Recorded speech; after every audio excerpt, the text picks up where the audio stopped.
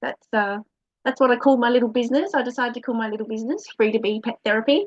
And little did I know how much that would actually resonate when I first came up with this. But anyways, I started to learn all about animal energetic healing about 2.5 to 3 years ago.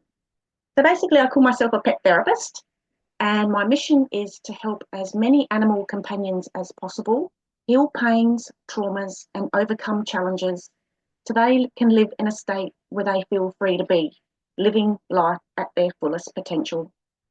Okay, so how did I get here? I was actually in the fitness industry for 17 years, and the fitness centre that I worked at ended up, or it was a council run or local government run fitness centre, and it decided it wanted to shut down. Um, and I was about 40 at the time and decided it was time to get out of the industry. I needed a change, but had no idea what I wanted to do. I was completely blank.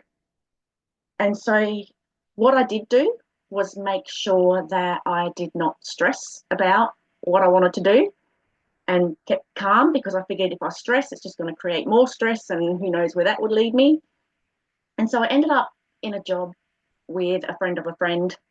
I was actually in the asbestos industry, doing air monitoring at demolition sites or renovation sites, wherever they were moving asbestos. I did air monitoring for that, which just sort of involved setting up air monitors, which could test whether or not the air was safe for people to come back into after the asbestos was removed. There were many aspects of the job that I did not like. Let's just say I didn't resonate with it. I'm not going to go hardcore into how I really felt about it. But anyway, it led me on a search for joy. And where that initially took me was back into my horse riding. I used to horse ride when I was younger. My auntie had a horse, and I used to love seeing my auntie, love going to ride. And so I decided at the age of, what was I, 42, 21 years after I had last ridden, that I was going to get back into my horse riding. And that just sort of really got me, I just felt like I'd come home. And then during that process, as I was working this job that I didn't like, I discovered how I could learn all about an online business. So I initially got started with a particular company where I could learn how to create an online business as well as market that online business and as an affiliate. But I wasn't too successful at that. I gave that a shot for about 4.5 years and realised it wasn't happening.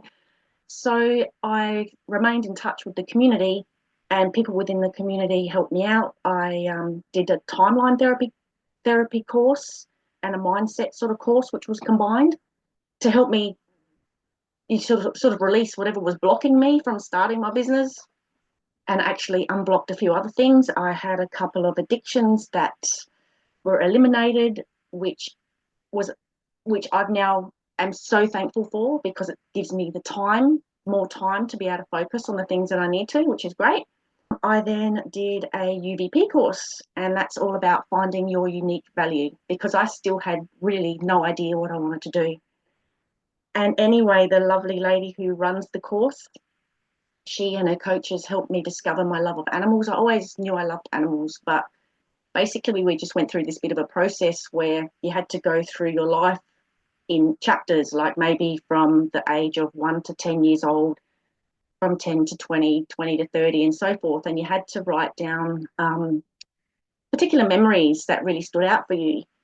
And I had a few memories written down, and the ones I spoke of, which were about horses and about animals, they could see how much it really resonated with me, how it lit my face up. And they said, "Oh my God, Donna, why aren't you working with animals? Like, are you crazy?"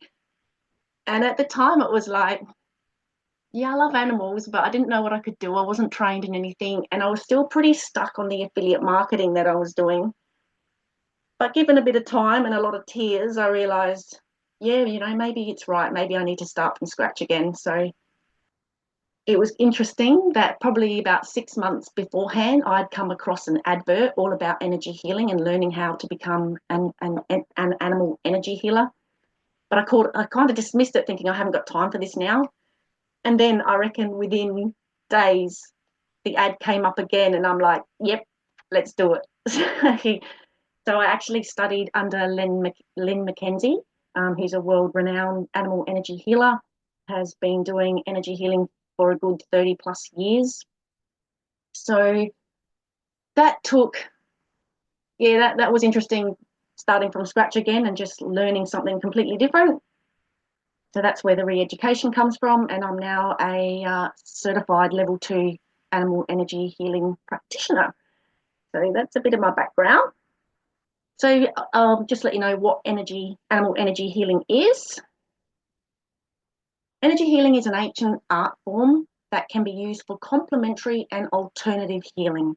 So I'm definitely no vet. I always recommend, if there's a physical symptom, obviously, the vet is the go, but energy healing can definitely complement that. So when there is dis-ease, I like to say dis-ease rather than disease, it's the dis-ease in the body, be it physical, mental, emotional, or spiritual, there is an underlying energy balance.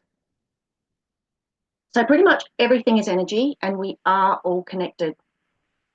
Everything, basically science has proven everything is energy, therefore it vibrates, and it gives off a frequency. Now that frequency, we have it, our much loved pets have it, and it's quite often known as the aura. And with everything emitting a frequency, a huge energetic web is created between all of us. So just sort of imagine you're giving off this frequency, and then there's another person standing there giving off a frequency. So the frequencies sort of, I guess, meet, and then there's something else giving off a frequency. And just imagine everything giving off a frequency. It creates this huge web, and it's how all of us are connected. I don't know if you've ever heard that saying where people say we are all connected. Well, we actually are through vibrations and energy. And so, yeah, we literally are all connected. And in quantum physics, this is known as entanglement or quantum entanglement. So what this means is that we do all impact each other. And I just put this little picture in because I thought it was cute. We are all connected. Okay, so intentions conveyed through thoughts and words. We impact each other through our intentions. Of our thoughts and words, and the energy healing that I do is predominantly based on this. I use intentions with thoughts and words to impact an animal's energy field in a positive way to allow for self-healing. I use specific thoughts and words to convey an intention to do things like clear and balance chakras. So I don't know if all of you understand what chakras are. I'll go into it a little bit more later. Release non-beneficial energy, that such as held emotions. Sometimes we can hold on to emotions and they can get stuck in the body or stuck in the energy field, which ends up decreasing the amount of life force that we can receive. And I can also send frequencies that have healing benefits. All right, how can thoughts and intentions be energy? Okay, let's look at thoughts. Every thought we have is a result of the activity of billions of neurons in the brain, activity that produces tiny electrical currents. The electrical energy in the brain can be measured using an EEG, and this electrical energy results in the production of electromagnetic fields. So every thought creates a unique electrical frequency in the form of energy. And if thoughts are energy, it goes without saying that so are intentions. And to think now there are like machines made where people can control them just by thoughts. So that would be to do with the frequency that the thought gives. The machine would pick it up. Things like robotic hands and all sorts. So that's kind of like evidence, I guess. And then I don't know if you're all familiar with Dr. Emoto's water experiment, where basically he exposed samples of water to specific intentions, and then he froze that water and then was able to look at the frozen water under a microscope. And here you can see the different formations, how the water molecules looked according to the intention that was set. Nice pretty ones there. Okay, so how do I know what's needed and how do I provide it with regards to healing, energy healing? I do distant healing. So basically all I need is an image of your fur baby, and then I connect basically, this is where the woo-hoo comes in. I connect with firstly my healing team, we've got so much support around us on a spiritual level, be it angels. Actually, the interesting thing about angels is it's the one thing that is believed by every single religion on the planet. So we can connect with angels. We've got guides, a healing team, as I've got here in the writing. So I connect with my own healing team. I also connect with the healing team and guides of the animal that I'll be working on, as well as other benevolent beings such as angels. Now, I use a dowsing system. So I don't know if you can see it in there, but I've got a pendulum, and I use this pendulum to attain answers to specific questions. I've got like a, what would you call it? I guess a system that I go through to sort of get to an answer that I need. And this system was developed by Lynn McKenzie, who I said I studied through. And so I use specific words and thoughts and intentions to then provide the animal with whatever it needs. And I can also act as a surrogate. So this is probably really weird too to hear, but I can actually perform things on myself for the animal. So for an example might be the thymus area. I can help an animal's immune system, giving it a bit of a boost by tapping on my thymus in a particular way. 1, 2, 3, 1, 2, 3. I'll do it to myself, and believe it or not, it's actually received by the animal. So I know that sounds a bit freaky, but it sounded freaky to me when I first started. Believe me, it was funny when I first started. I actually created some YouTube videos on my YouTube channel, and because I have never done anything like this before. I've never been what people would call psychic or spirit. I mean, I've been a bit spiritual, I suppose. I'm into crystals and things like that, but I would never have called myself psychic or working with energy in any sort of way. And I remember creating some videos where I was just like, what the hell am I doing with myself? Shit, you know. I thought it was all pretty crazy and weird too, especially when I watched the first part of the course, which was all about animal communication, and all these people are talking about what they're hearing from their pets, and my mind was blown. So it's actually quite interesting, considering I've come from there, and also understanding that, believe it or not, we all have this. We can all do this if we put in the time and effort and consistency. We all have this. It's our sixth sense. We're born with it. It's our true nature, but it gets sort of drummed out of us, through our conditioning, through what we're taught. So yeah, believe it or not, you too could be an animal energy healer if you chose to, no matter what your background. So anyway, just off on a tangent. 3 important healing methods that I use. These are, I guess, a couple of the major ones. Is chakra clearing and balancing, releasing emotions, and frequency healing.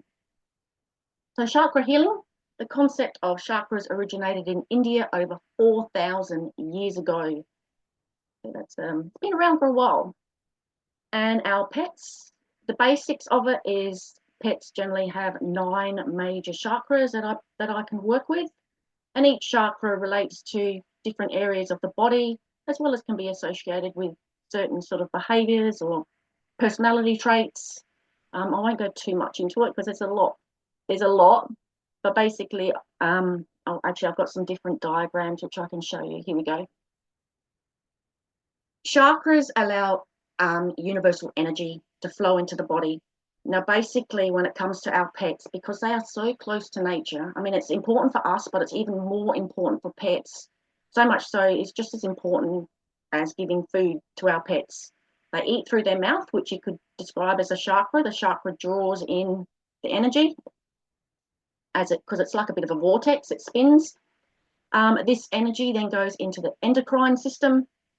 The endocrine system is all about releasing hormones into the body, which regulates the body.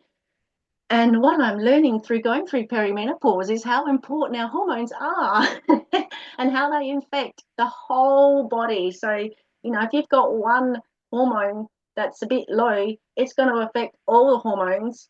And then essentially that's going to affect various body parts and organs and cause dis-ease. So that's the importance of the chakra system. Like I said, it's important for us as well as our animals. And so basically, how does the blockage occur? There's an experience, say for an example, an emotion that gets stuck. It sort of gets trapped in the chakra here, which means there's less space for energy to flow through the chakra. So down here, you can just see there's less energy coming through. The dots are now sort of dotted, representing the fact there's less energy, which means there's less life force getting to these body parts, which in essence can therefore create issues with those body parts or organs. Okay, as a pet therapist who uses animal energetic healing, I'm able to balance and clear chakras to ensure good energy flow. And this comes back to intention and the specific words that I use when I'm connected with an animal. Okay, releasing emotions is the other big one. What I have found, and this isn't true every single time, but in most scenarios, what I find is domesticated pets, such as cats and dogs, they tend to pick up a lot of emotions from their humans. I guess we live in close proximity to dogs and cats. They generally are indoors, and well, some of the lucky ones are indoors anyway. And so basically, just like thoughts, we have conscious thoughts and unconscious thoughts that we're not aware of. And with emotions, we're the same. We can have repressed emotions and expressed expressed emotions. And quite often it's our repressed emotions that our pets actually do pick up off, but also our expressed. I don't know if you've ever been in a scenario where you're feeling a little bit upset and dogs come up to you and they can tell you're upset and they come over and nuzzle into you and try to be all lovey. They're picking up off us, you know, they pick up off us. And actually there's also an interesting study that was done where because they feed off us so much, they did a study where they had X amount of people go out of the house to work or whatever it was, and they had cameras set up in people's houses, these people's houses, to watch what their pets did. And as soon as the person decided they were going to leave work, the animal responded who was at the house. They knew that person was about to come home, even at such a distance. It would change their behaviour. So I just thought I'd put that in because I thought that was really interesting. So they do pick up off us so much. But with horses, I've found they tend to feel more their own emotions, and they definitely seem to have a lot of emotions that will pass down them through ancestral energy. So, for example, I've been working a lot with horses lately, and I've been focused on emotional trauma with horses. And a lot of it, you know, is back 6, 7 generations back that they've picked up an emotion from their mother of nervousness or anxiousness or whatever. So that's a generalization, I must admit. Sometimes I get a lot of ancestral energy from cats, and, you know, so it's just a generalization, but that's generally what happens. And then these emotions get stuck, like I was explaining before, in the chakras, which means less life force can come through. So, yeah, I won't keep raving on.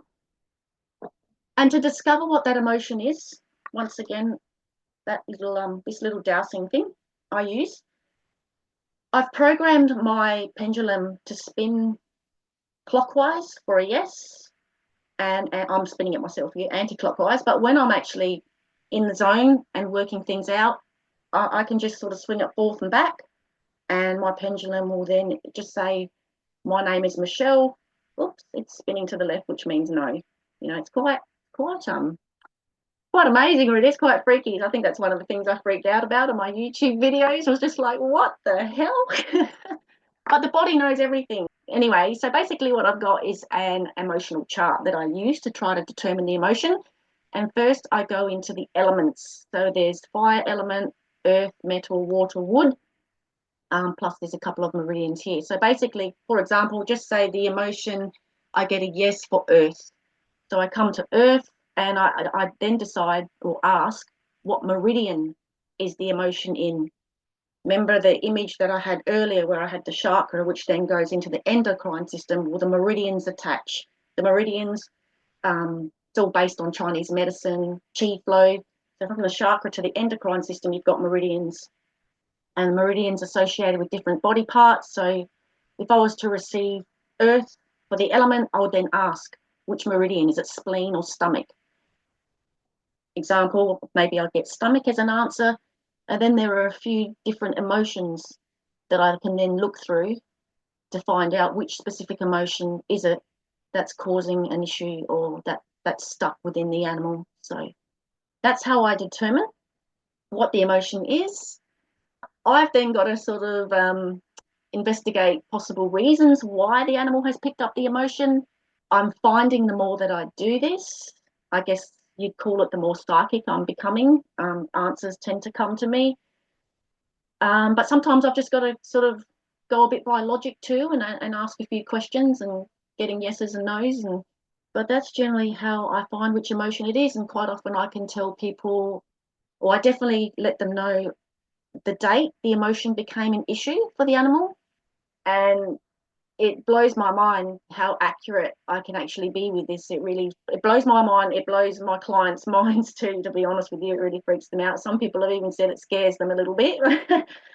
But yeah, you'll figure out what date that happened, and then quite often the client can figure out, oh, that's when that happened, or that's when this happened, and oh yeah, okay, yeah, they would have picked up, that emotion then. So it's really quite amazing, and like I said, to this day it does blow my mind.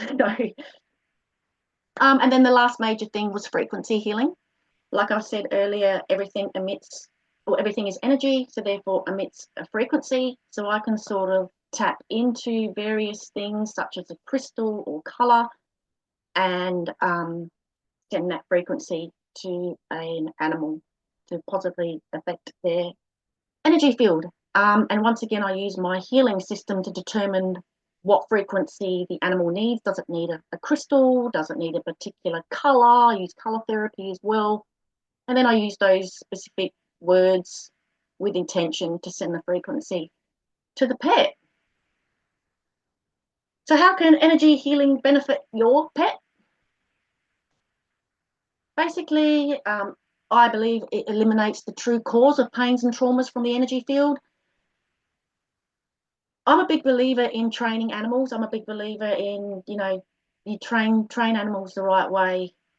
You have appropriate boundaries with your animal. You're constantly realizing that you're always training them when you're around them. I'm a big believer in training does.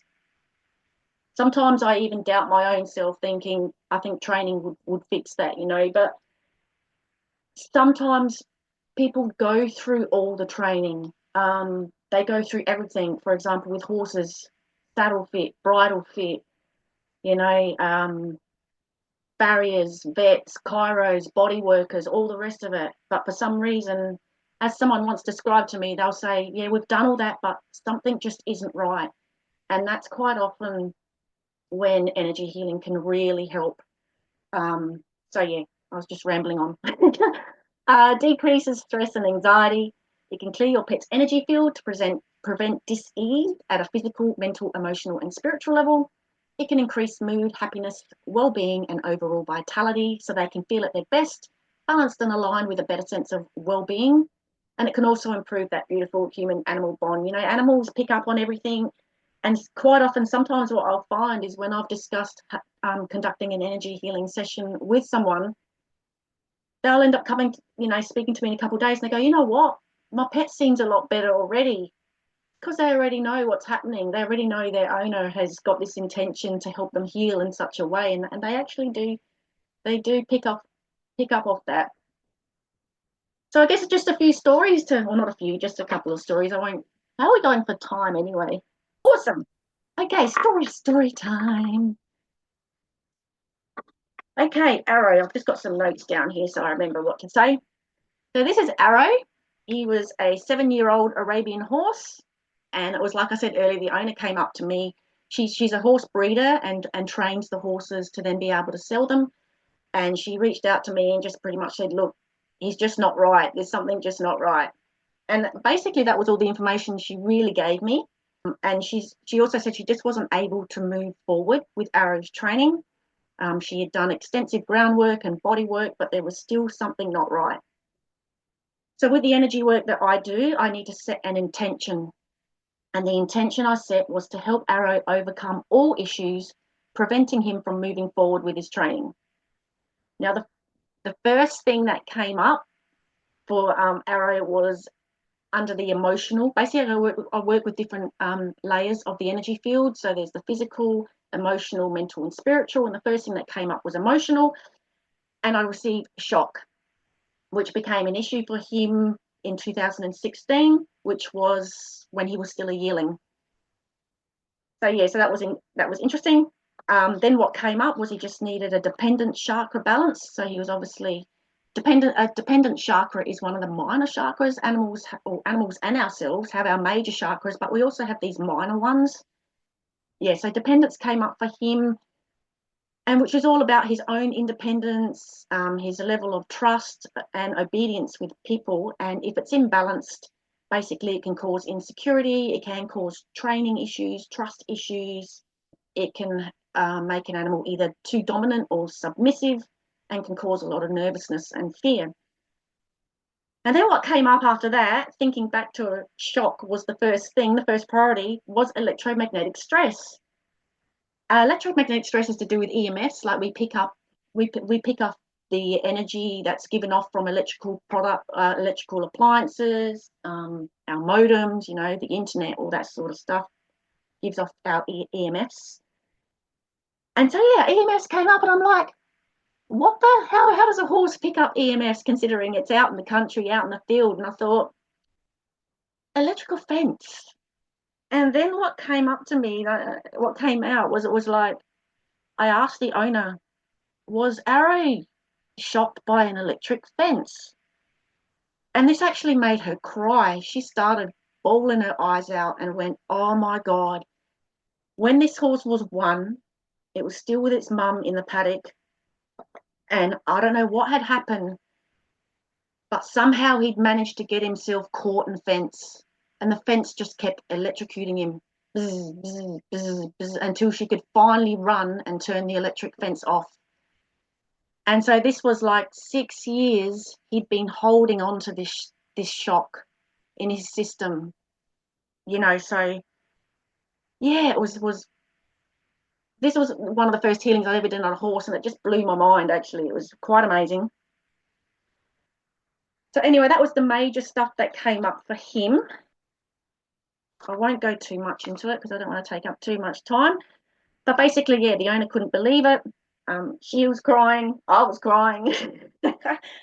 And she ended up giving me feedback a couple of weeks later saying, oh my God, he just won't stop sleeping. Like apparently he'd never lied down to sleep in his whole life. He'd never lied down, and he was finally able to rest and lie down and fully relax. So that was, I think, I'll never forget that story. That was one of the first most impactful healings I think I'd ever done. So that was that one. So that's a horse. I thought I'd do a different animal for each one. So this is Sheba, a little Rottweiler. She was only 15 months old. And the owner came to me because he said, she just keeps barking all night. She won't stop barking. And I thought, oh no, this really isn't my expertise. I thought this needed to be healed through training. So I sort of said to him, I don't know if I can, I don't know if this is my thing, whether or not energy healing will help. But he was willing to give it a go. And I said, okay, let's go for it. The first part of the healing seemed fairly typical. She just needed some grounding, energetic grounding, so she could be connected to Mother Earth. Solar plexus came up. Solar plexus is very much personal power and will, and then dependence, which once again is all to do with their independence. She needed some color therapy, which I was able to give to her. She needed the color magenta. Magenta is all about harmony and balance, assurance and confidence. Yeah, went through a few things, and emotion came up to do with the need to be of service. So I thought, maybe she just feels she needs to bark to be of service to a human. But then as I got towards the end of the session, I'm thinking, there's nothing too major coming up here. But then what came up was visiting energy. So visiting energy is generally some sort of spiritual presence. And as I'm sort of, I guess, trying to figure out what this might be, it sort of came to me that it could possibly have been the owner's previous dog. And then what came up after that was Sheba needed a flower essence called grief relief. And I'm thinking, I think this grief relief is more to do with the owner. It was just coming to me as I was going through the healing. And then once I had given or provided Sheba with the frequency of grief relief, there was no further healing required. And so I ended up getting in contact with, I always contact the client as soon as I finish the healing and let them know what happened. He wanted a phone call, so I gave him a ring because he was local to me. And it turned out that the owner was still grieving over a previous Rottweiler that he had lost, a few months back. And he said to me, you know what, it's interesting. During the day, Sheba will lie in the spot that his other Rottweiler would lie in during the day. It was like their favourite spot, and she would always lie there. And he told me that, yes, he was still, grieving her loss. So I thought, well, maybe that's it. Maybe there's a visiting energy. Maybe it's his previous dog who was hanging around because the owner is still grieving so much and it wasn't able to let her go. And Sheba is obviously sensing that during the night, barking all night. And so 2 weeks, I followed up with the guy 2 weeks afterwards, at which point he said, Sheba hasn't barked for 4 nights. And I thought, well, that's a positive. But I said, I'll connect with you again in a couple more weeks and see how she's going. And after 4 weeks, she was no longer barking. So I thought that was pretty cool. And then I thought I'd do a cat too, because I do love cats. So this is Raffy. Raffy's owner came to me because she had recently saved Raffy from a rescue facility. He's 15 years old. So the owner wanted him to feel safe and loved and comfortable and happy living in his new home with his new human guardian. He was suffering from a lot of fleas, allergies, hay fever, also has arthritis of the spine, so possibly a bit of pain there, I would say. So she wanted to help Raffy with all of that. So it was interesting when I did the healing, the first thing that came up was microbes, and under the heading of microbes was parasites. So I needed to get rid of the fleas. And then a crystal came up. Now, I don't know if I'm going to say this right. Chrysoprase, which eases depression. It's very calming and balancing. It heals at a physical, mental, and emotional level and brings out inner talents, lightheartedness, and joy, and is very much associated with the heart chakra. I can't know sort of what every single crystal on the planet does, or every single essence, or I'm not a person who kind of needs to know all of that. The healing will tell me what the animal needs. And I sometimes think it's actually a good thing for me not to be so intellectual about it, because it just allows the information to come in. I don't need to know all the stuff. I don't need to be so intellectual that I remember everything. It comes up, I can look it up and go, oh wow, that's for depression. No wonder that animal needs that, So I just allow things to come in rather than let the mental sort of get in the way. What came up for him too was lifestyle, specifically on a spiritual nature. He needed more nature. So the owner had made Raffy an indoor cat, but had an outdoor enclosure. And I said to her, he needs some more nature. And so she ended up saying, well, there's not much out there. So she ended up buying plants and stuff for in his enclosure, and he's a lot happier now. Essential oil came up for him, citronella, which is an insecticide that helps repel insects such as fleas and ticks. So that was obviously why that came up. His respiratory system needed clearing and balancing. I can do that too. That came up. I don't want to rave on too much here. I'll keep it as quick as I can. Emotional layer, low self-esteem came up for him. And when I questioned into it and allowed the information to flow, it was to do with his living situation whilst he was at a rescue when he was younger, because he was first picked up from a rescue. He lived with his previous owner for 10 years. So I also had to release brokenhearted from him, loneliness. All his chakras needed clearing and balancing. And he had ancestral energy associated with skin disorders, hay fevers, and allergies that I needed to release. And so after one healing, so 2 weeks after the first healing, I've still got to do another healing for him. But after the first healing, he became more self-expressed. He meows a lot more and chirps and is a lot more expressive in what he wants. He loves being stroked now. His fleas are all gone. which was, then that's just through the energy healing, because I did actually give some advice as to things that could help eliminate the fleas as well on a natural sort of way. He uses his owner's shoes as a pillow now. He's become more playful, and after 3 weeks, what was happening actually after the first healing, he started hissing a bit when his owner picked him up to put him in the enclosure. So that's obviously him being more self-expressed, saying, hey, I'm not happy with this. After 3 weeks, the hissing actually stopped because the owner realized that he wanted to walk to the enclosure on his own with her by his side. So he would happily trot off into his enclosure with her walking beside him.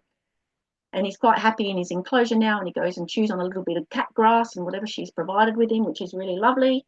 He's become a lot more affectionate, and he now waits for his owner at the window and meows at her when she gets home, and sleeps with her on the bed. So that's just after 3 weeks of healing. I find with animals, dogs sometimes usually take the longest to integrate the healing. Horses are extremely sensitive, and as are cats, they're a lot more sensitive and tend to integrate the healing a lot quicker. Yeah, that's pretty much it for the presentation. I hope I didn't I've got one more little thing. This is just a testimonial I received not so long ago from a lady. She says, hi Donna, I thank you enough. I can't thank you enough for the energy work you did to help my lovely Rose, which is this lovely horse here. Rose has always been one of the sweetest, talented and keen to please horses I've been lucky enough to connect with and ride.